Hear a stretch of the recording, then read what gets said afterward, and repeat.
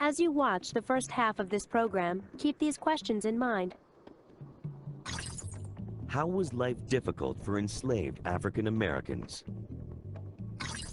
How did workers on the Underground Railroad help slaves reach freedom? Slavery transformed the southern United States in the 19th century. Cotton growers realized that enslaved African Americans provided a cheap and almost inexhaustible source of labor. Many slaves faced a life of backbreaking work, violent abuse, and constant dehumanization. What was life like for slaves in the United States?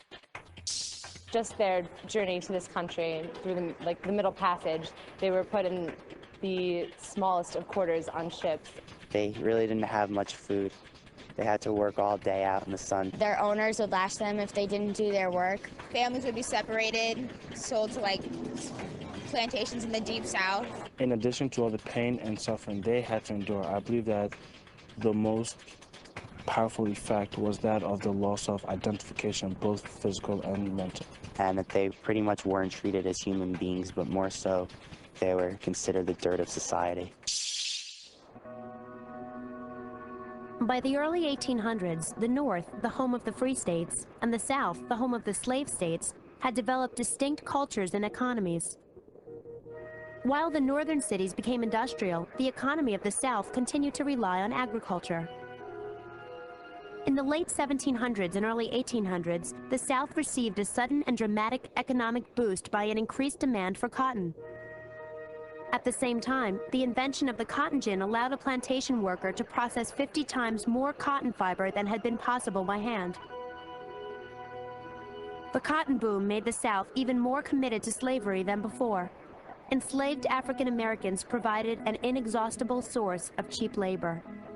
Only a small group of Southerners benefited from this cotton boom, but they dominated Southern society and politics. And they controlled the lives of enslaved African Americans. It is expected that slaves should be at work by the time it is light, and while at work they should be brisk. I have no objection to their whistling lively tunes, but no drawling tunes are allowed, for their work keeps time with the music. With every sunrise, slaves faced the prospect of backbreaking work. With every sunset, they returned to harsh living conditions. No day ever dawns for the slave, nor is it looked for. For the slave it is all night forever.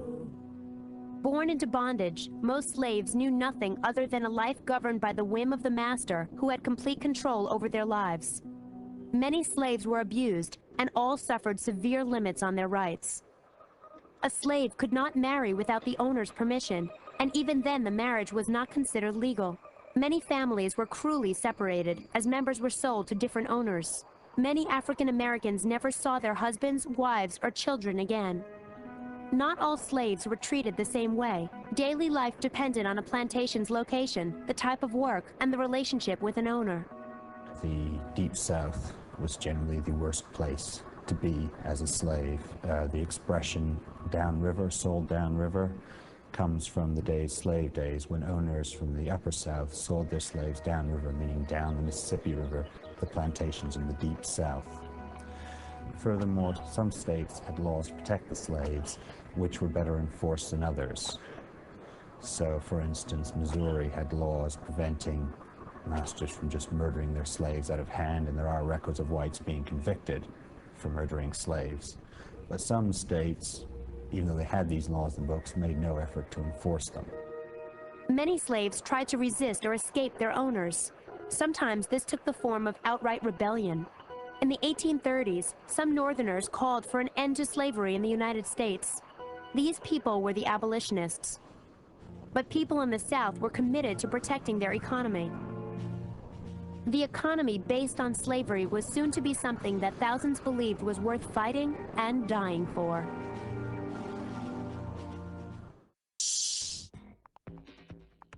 Did you know? As more and more land in the South was used to grow cotton, the number of slaves multiplied at an astonishing rate. In 1790, there were around 698,000 slaves in the United States. By 1860, the number had increased to almost 4 million.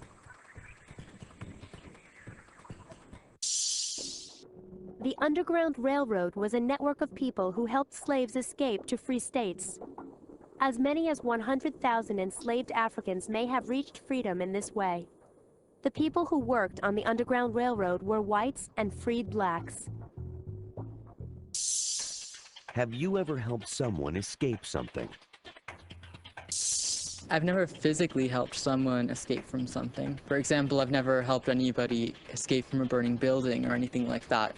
But emotionally, I have helped people. I have helped friends out in situations where they didn't know what to do by offering advice. Sometimes I help my friend Kate if she forgets to do homework or something. I've helped my friends get out of a few situations which required to spin a few white lies for them. So on September 11th, her dad died, and I guess I kind of helped her cope with that, and she would talk to me about the problems she was having. In the 1830s, a spirit of reform led to great efforts to end slavery, especially in the northern states. The people who opposed slavery were called abolitionists. They published newspapers, formed organizations, and publicly preached their views. But the most courageous and dramatic action taken by abolitionists was the movement known as the Underground Railroad.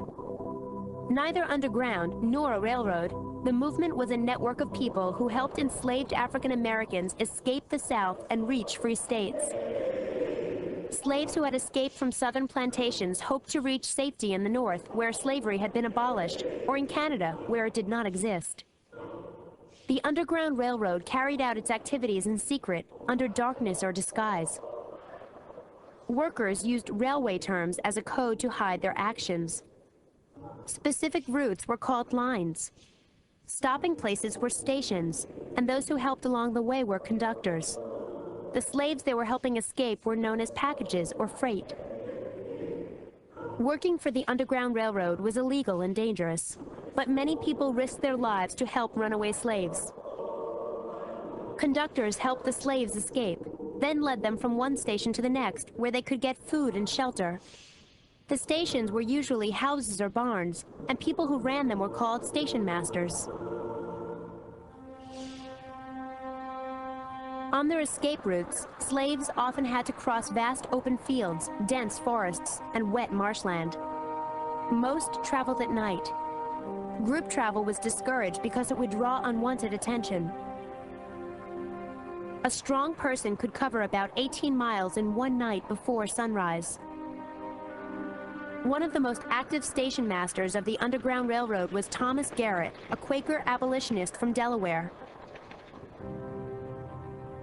It is believed that Garrett helped about 2,700 slaves reach their freedom. Some former slaves also took part in the movement. Harriet Tubman helped so many people escape that she became known as the Moses of her people. She was such a great humanitarian that she went back into enemy territory time and time again.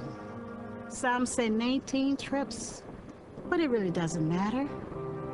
The fact is that she went back. She had the courage, the will, the spirit, and the determination to free her family and others so that they could feel the same freedom that she had felt. On at least 8 of these trips, Harriet Tubman met Thomas Garrett, who helped her carry out her rescue missions. Thomas Garrett had money. He had social position. And as a result, he was giving Harriet money. He also gave her passageway and shoes, and as well as clothing and food. The writer Harriet Beecher Stowe gained first-hand knowledge of fugitive slaves through her contact with the Underground Railroad in Cincinnati, Ohio. She later wrote the novel Uncle Tom's Cabin to tell the story of a runaway slave. Her powerful novel helped turn even more people in the North against slavery. Meanwhile, the Underground Railroad kept at work, helping free the slaves, one person at a time. You've been given all the information. Now it's your turn to discuss the questions. Take a moment to talk about the following. How was life difficult for enslaved African Americans? How did workers on the Underground Railroad help slaves reach freedom?